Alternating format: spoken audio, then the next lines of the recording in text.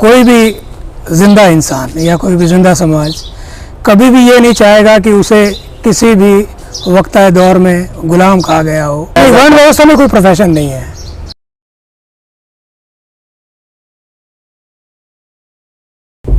नमस्कार, मैं डॉक्टर नीरज बील। फिलहाल आप बने हुए हैं खबर गवाह पे, और खबर गवाह के इस एपिसोड में हमारे साथ आज एक सनसनीखेज साक्षात्कार हम आपके साथ शेयर करने जा रहे हैं। फिलहाल हमारे साथ बने हुए हैं एक ऐसी शख्सियत जो इतिहास को एक नए नजरिए से देखने को मजबूर करती है, जिसका शोध बहुत ही अलग दिखाई देता है, इतिहास को बहुत कुछ अलग दिखाई देता है। तो चलिए चलते हैं बिना किसी देरी के। तो स्वागत कीजिए सतीश जी कालेर का।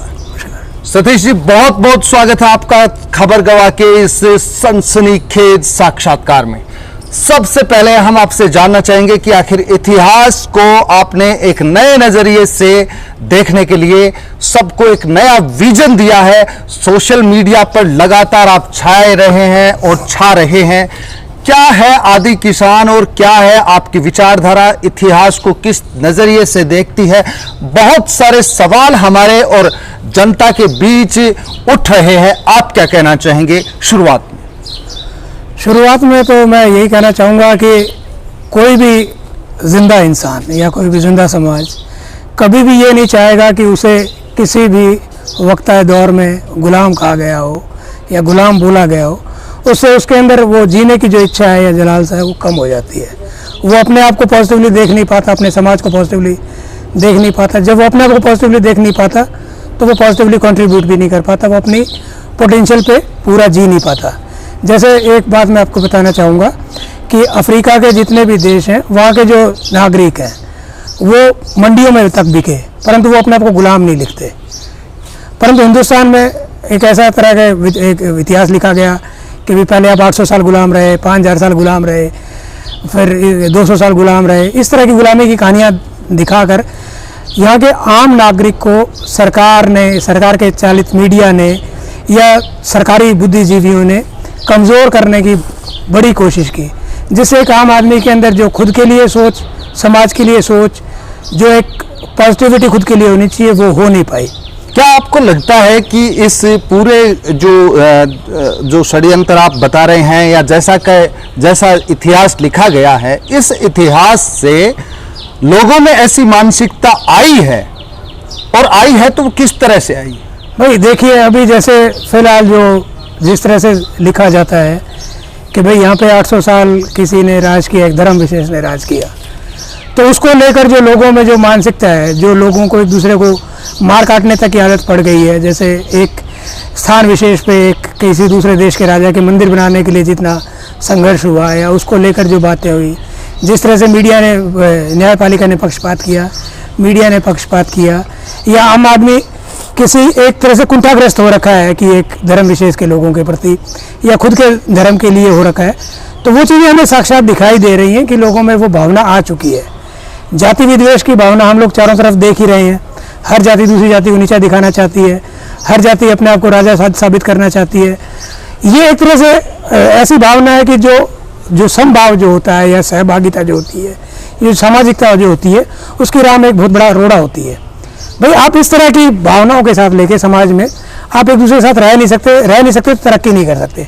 अब तरक्की नहीं कर सकते तो एक दूसरे की टांग आप खींचते रहेंगे, समाज को पीछे धकेलते रहेंगे। यही एक बहुत बड़ा कारण रहा कि हम पिछले 70 साल में, मतलब दुनिया की जो सबसे बेहतरीन टेक्नोलॉजीज़ को इस्तेमाल करते हुए, इंफॉर्मेशन सिस्टम को इस्तेमाल करते हुए, एजुकेशन सिस्टम को इस्तेमाल करते हुए भी आज हम वहीं खड़े हैं जहां हम हर चीज़ के लिए विदेशियों से, हम इन पे विस्तार से बाद में चर्चा करेंगे। सबसे इस एपिसोड के माध्यम से या फिलहाल हम ये जानना चाहेंगे कि आपकी वॉल से या आदि किसान की जो विचारधारा है, उस विचारधारा में साफ तौर पे ये स्पष्ट होता है या दिखाई देता है कि कहीं ये दिखता है कि जातियां सच हैं, कहीं ये दिखाई देता है कि नस्ल सच है। आखिर सच क्या है? आदि किसान ऑथेंटिक रूप से क्या सोचता है? क्या कहेंगे आप? भाई हिंदुस्तान में ना तो जातियां सच्चाई है और ना वर्ण सच्चाई है।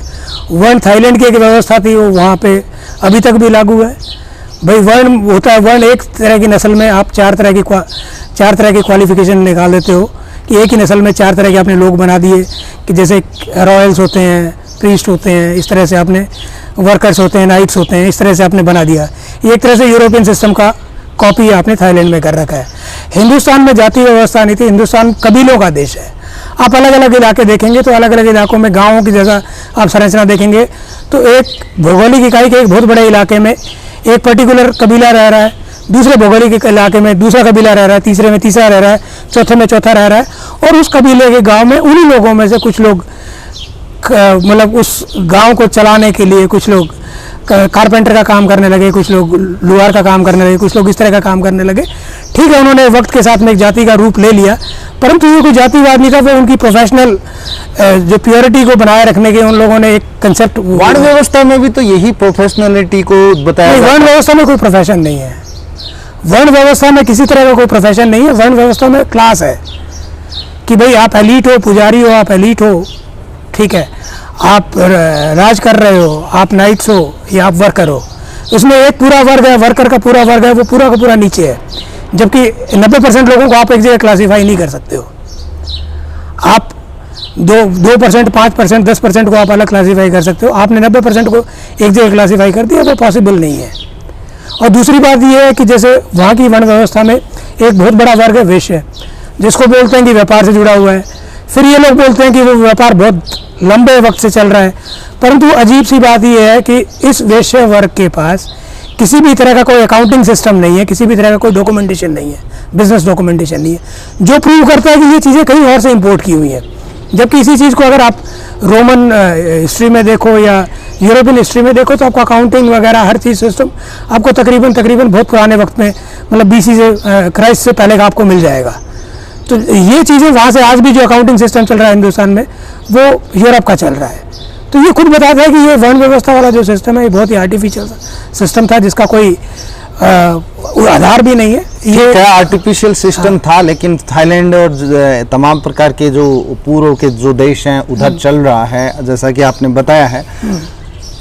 एक अखंड भारत की बात होती है और अखंड भारत में बर्मा भी देखा जाता है, अफगानिस्तान भी देखा जाता है। अखंड भारत को लेकर आदि किसान क्या सोचता है? आप इसको कितना सही मानते हैं, कितना गलत मानते हैं? आखिर क्या ये इतिहास में आपने काफ़ी कुछ दिया है, इतिहास को आप काफ़ी कुछ पास से देखकर आए हैं या देखते हैं, शोध जारी हैं, तो आपके शोध से क्या निकल कर आई? इसमें जैसे एक लाइन हमें सोशल साइंस में बहुत बचपन में पढ़ा दी जाती है कि हमारा जो देश था वो गांव गणराज्यों का देश था। मतलब अलग अलग गांव थे, वो गणराज्य की तरह काम करते थे। ये हमने भी देखा है कि 80-90 के दशक तक हमारे गांव इंडिपेंडेंट थे, सेल्फ सफिशिएंट थे, हमें बाहर से कुछ लाने की कोई ज़रूरत नहीं थी। हम अपने गांव की अपनी न्याय व्यवस्था चलाते थे, हम अपनी बाजार व्यवस्था थी हमारे गांव की प्रशासन व्यवस्था हमारी अपनी थी। एक तरह से कुल मिला के हम मिलजुला के सफाई व्यवस्था हमारी अपनी थी। हम एक मिलजुल के एक काम कर रहे थे जो कि पूरे इंडिपेंडेंट यूनिट की तरह थी, और हर यूनिट इसी तरह काम कर रही थी पूरे हिंदुस्तान में। अगर आप अफगानिस्तान से शुरू करें और आप झारखंड तक पहुँचें, बंगाल तक पहुँचे, तो इस तरह से यूनिट पूरी तरह से ये हर जगह काम कर रही थी। ये अभी भी हमारे जितने भी बुजुर्ग हैं वो आपको बता सकते हैं, या जो लोग अपने 40s-50s में हैं वो लोग भी आपको बता सकते हैं कि हाँ भाई ये व्यवस्था कार्य कर रही थी। ये देश कभी भी सेंट्रलाइज रूल के अधीन नहीं रहा। भाई सेंट्रलाइज रूल के अधीन रहा होता तो ये जो इंडिपेंडेंट विलेज व्यवस्था है ये सर्वाइव नहीं करती, क्योंकि जैसे ही 1947 में पहली बार केंद्रीय व्यवस्था आई तो उन्होंने सबसे पहले गांव की व्यवस्था पे अटैक किया। अब गांव की व्यवस्था इंडिपेंडेंट नहीं रही है, गांव की व्यवस्था पूरी तरह से शहर पे डिपेंडेंट हो गई है। हम बस दिक्कत इस बात की है कि गांव से हम बेहतरीन चीज़ें भेज रहे हैं और शहर से एकदम गंदगी गांव में जा रही है। गांव से हम दूध भेजते हैं, शहर से धर्म आ रहा है, पाखंड आ रहा है।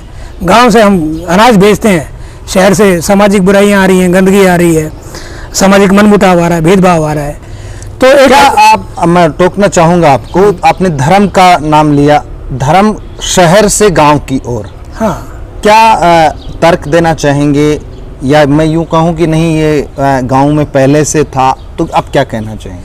गांव में देखो आदमी आस्था के बिना जिंदा नहीं रहता। हर आदमी की जैसे आस्था तो खुद में भी होती है, अगर आपको खुद में आस्था नहीं हो तो आप कुछ काम कर भी नहीं पाओगे। आस्था तो बड़ी चीज़ है, तो आस्था खुद की आस्था भी होती है जिसको सेल्फ कॉन्फिडेंस भी बोलते हैं। इसी तरह से आप अपने पूर्वजों पे आस्था करते हैं कि भाई अगर आप परेशानी में होगे, जिस दिन आप अकेले होगे उस दिन बुजुर्ग आपकी मदद करेंगे। इस चीज़ को ध्यान में रखते हुए हम लोगों ने हमारे गांव में थान बना रखे थे।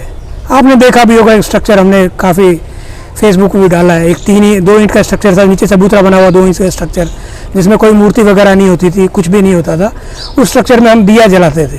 हमारे आज भी हमारी माएँ वगैरह यही कहती हैं कि बेटा शाम सांझ होगी दियो कर दे, तो वो दिया करते थे हम। इसी तरह हम कुआं पूछते थे, इसी तरह हम काकड़ भी पूछते थे कि हमारे गांव में हम घुसे बारात लेके या बारात से लेने के लिए निकले, बहू लेके आए नहीं, तब हम काकड़ पूछते थे। ये काम हम करते आ रहे हैं। हमारे लिए जो इम्पोर्टेंट था वो हमारे जानवर थे, हमारे परिवार थे, हमारे पितर थे, हमारे पानी के साधन थे, हमारी आग थी। तो ये हमारी आस्था थी, ये हमारा धर्म था, उसको हम पूछते थे, हम उसको प्योर रखने की कोशिश करते थे। जैसे ही एक ऑर्गेनाइज धर्म ने हमारे यहाँ एंट्री मारनी शुरू करी, जिसमें ये बड़े बड़े मंदिर बनने लगे, ये फिल्मी आरतियाँ होने लगी, मतलब धर्म के नाम पे जो फिल्मी आरतियाँ, फिल्मी गाने चल रहे हैं, ये किसी भी तरह से धर्म नहीं कहा जा सकता। ये एक तरह से आप है कि फिल्मों का जो फूहड़पन है वो धर्म के नाम से आप गांव में परोस रहे हो। भाई जिन चीज़ों में जिसका कोई कंटेंट नहीं, जिसका कोई इशुएंस नहीं, जिसका कुछ भी नहीं, इसमें आप इस तरह की चीज़ें आपने शहर से गाँव में डाल दी हैं। जबकि हमारे पास हमारी आस्था का विषय था, वो चीज़ें ख़त्म हो गई हैं। हम जिन चीज़ों को प्योर रखते थे, हम अपने जानवरों की इज्जत करते थे, उनसे प्यार करते थे, उनमें किसी तरह की दवाइयों का प्रयोग नहीं करते थे, हम अपने अनाज में किसी तरह की दवाई का प्रयोग नहीं करते थे। इवन हम अपना अनाज स्टोर करने के लिए भी हम अपनी मिट्टी का इस्तेमाल करते थे, जो टीबे पे हमें मिलती थी, जो मिट्टी थी जिसमें सिलिका बहुत मात्रा में थी, उसका इस्तेमाल करते थे। हमने कभी भी कोई आर्टिफिशियल चीज़ इस्तेमाल नहीं की। शहर ने हमें हर तरह की एक अजीब सी चीज़ हमें ला के दी, जिससे कि आज गांव का कल्चर का दूषित हुआ है, गांव के हमारे जोड़ ख़त्म हुए हैं, हमारी बनी की ज़मीनें ख़त्म हुई हैं, हमारा जो भाईचारा था, जो हमारा जो पारिवारिक सिस्टम था, वो ख़त्म हुआ है। जी, ऐसा लगता है आपसे हमें बहुत कुछ पूछने की आवश्यकता है, लेकिन फ़िलहाल समय की नज़ाकत को हमें ध्यान में रखना होगा। हम शॉर्ट में आपसे ये पूछना चाहेंगे, ये भी पूछना चाहेंगे कि इतिहास को, मानव इतिहास को हम शुरुआत से कहाँ देखें। कुछ लोग कहते हैं कि ये एक मनुष्य पहले बंदर था, कुछ लोग कहते हैं कि उसके पूंछ थी, डार्विन ने भी अलग सिद्धांत दिया है। आपकी भी कोई क्या ऐसी थ्योरी है या कुछ बातें हैं जिनसे हम ये बात रखें? देखो, एक गांव में कहावत होती है कि भाई किसी का खानदान देखो, या किसी लड़की को देखने जाते हैं तो भाई उसके बुआ के बारे में पता करो। जब वह बुआ कुएं में पड़ेड़ी है तो वह छोरी कुएं कहानी ज़रूर चल रही है। तो बहुत ज़्यादा लंबे टाइम के इतिहास की शायद ज़रूरत नहीं है। ये विज्ञान का डॉगमा था या रिलीजन का डॉगमा बोलिए कि वो इंसान के पैदा होने की कहानियाँ गढ़ने लगा, जबकि आपको ज़रूरत है कि आपके इमीडिएट पिछले 200 साल, 300 साल, 400 साल में क्या हो रहा था। आपके 200, 300, 400 साल का इतिहास आपके लिए काफ़ी होता है वो बताने के लिए कि आप अगले 300, 400 साल में क्या करने वाले हैं। तो इतिहास को ढूंढने का सबसे बेहतर तरीका यही रहता है कि आप पिछले 50 साल ढूंढिए, उसके बाद पिछले 100 साल ढूंढिए, उसके बाद 200 साल ढूंढिए, उसके बाद 500 साल पे पहुंचिए, फिर 1000 पे पहुंचिए। फिर देखेंगे, जब पहुंचेंगे तब देखेंगे कि इंसान पहले पैदा हुआ कि बंदर पहले पैदा हुआ। भाई किसी ने देखा नहीं बंदर को इंसान बनते हुए, तो ये बड़ी अजीब सी बात है। किसी ने देखा नहीं कि साला कोई भगवान से टपकते हुए किसी परिवारों को, तो ये भी बड़ी अजीब सी बात है कि गॉड क्रिएटेड समथिंग और somebody evolved out of something. तो ये दोनों बड़ी अजीब सी बातें हैं। तो ये तो बड़ी अजीब सी बातें हैं। पहले इंसान कोशिश तो करे कि पहले 3-4 हज़ार 5,000 का साल का इतिहास पता करे, फिर लाखों साल के बाद की बाद में बात करेंगे। और ये जो एक अजीब सी बात है, बेसिकली क्या होता है कि जो विज्ञान है और जो धर्म है, दोनों इस तरह काम कर रहे हैं कि इंसान को एक अजीब सी बातों में उलझा दिया जाए जिनका कोई ज़मीनी कोई अस्तित्व ना हो। धर्म भी बात करता है कि भाई इंसान को भगवान ने पैदा किया, यहाँ से इसको पैदा किया, वहाँ से उसको पैदा किया। इसी तरह इवोल्यूशन भी बोलता है कि बंदर से इवॉल्व होकर हम इंसान बने। परंतु जो इमीडिएट पास्ट है, जिसको इमीडिएट पास्ट बोलते हैं, उसके सामाजिक व्यवस्था में किस तरह का बदलाव आया, क्यों आया, क्या कारण थे, उस पर कोई भी बात करने के लिए तैयार नहीं है। हकीकत में जो अभी पिछले 300-400 साल में जिस तरह से बदलाव हुआ है या पिछले 100 साल में जिस तेज़ी से बदलाव हुआ है, उस पर बात करने की ज़रूरत है, उस पर शोध करने की ज़रूरत है, ताकि हम अपना future course of action decide कर सकें।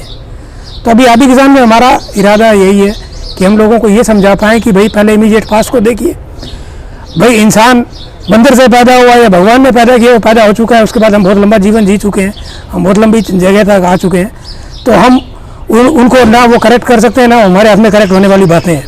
जो मुख्य बदलाव हुआ पिछले 200 साल में हुआ है, उस बदलाव को हम किस तरह से अनडू कर सकते हैं या किस तरह इंसान के फेवर में उसको रीडू कर सकते हैं, ये चीज़ें हमें देखने की ज़रूरत है। जी, आपने बहुत कुछ बताया है। अंत में समय की अपनी सीमाएं हैं, अंतिम सवाल आपसे पूछना चाहेंगे।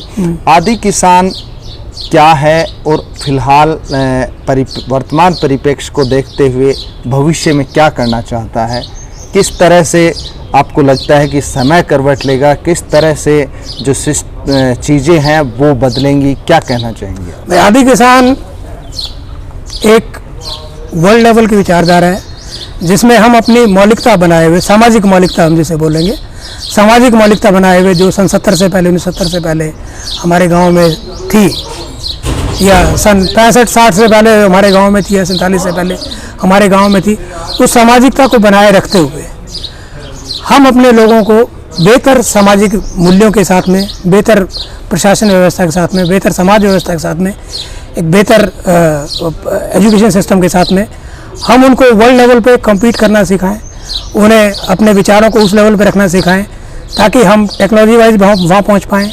हम समाज वाइज तो हम बहुत पहले बहुत आगे ही थे, हमें सिर्फ उसको वापस से रीडू करने की ज़रूरत है कि हम फिर से उस व्यवस्था पे पहुँचें।